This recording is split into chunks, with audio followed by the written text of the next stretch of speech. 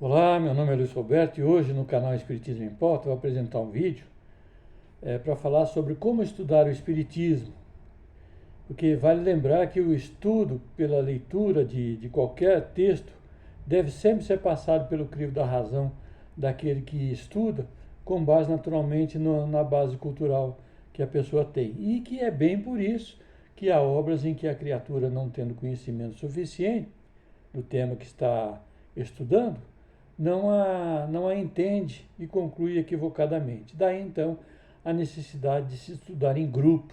Até eu já disse isso em algum outro vídeo. Para um melhor aproveitamento do conteúdo, pelo debate das ideias, né, ali apresentadas na obra que está sendo estudada, entre os membros desse grupo. Então, com o estudo do Espiritismo, agir assim é primordial, né? Estudar em grupo é primordial. Trabalhar com o dicionário e com anotações em paralelo também ajuda muito a compreensão do material sob estudo. Mais do que só grifar, né, com aquele marca-texto na obra, tem muita gente que grifa, eu já fiz isso muito, né? Mais do que isso é anotar um caderno, um paralelo, e fazer outras tantas anotações. Hoje a gente estuda com o computador, abrir uma página só para fazer essas anotações.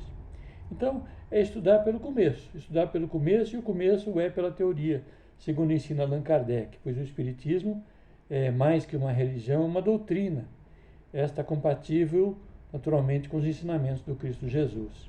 E a pedagogia espírita, ela visa despertar naturalmente as criaturas em seus valores humanos pelo exercício do amor ao próximo, preservando então em cada um sua própria individualidade, liberdade, responsabilidade, bem como despertando em cada um a consciência de que se deva aliar a teoria dos ensinos espíritas com a prática desses no cotidiano familiar, profissional, social, para que o estudo então alcance sua finalidade, que é a de transformar a criatura para melhor.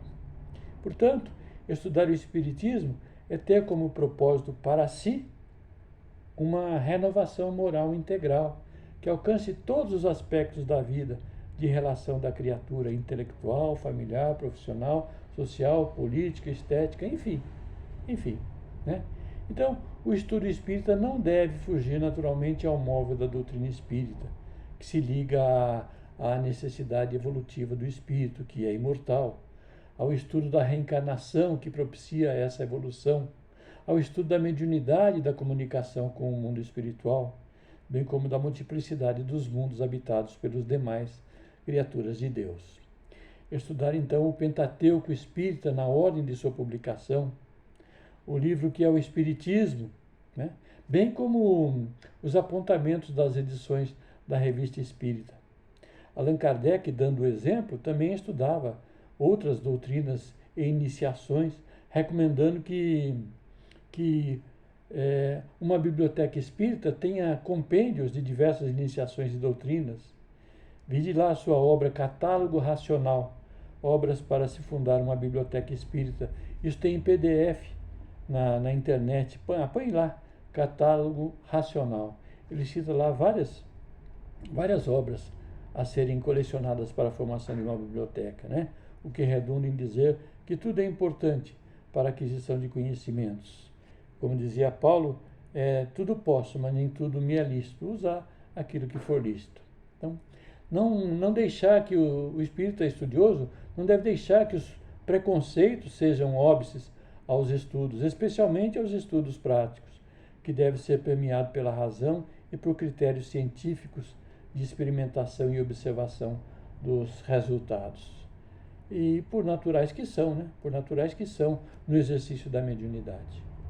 O sobrenatural, por exemplo, mas não são que fatos naturais ainda desconhecidos da humanidade, cabendo ao espírita estudioso, então, trazê-los à naturalidade das coisas.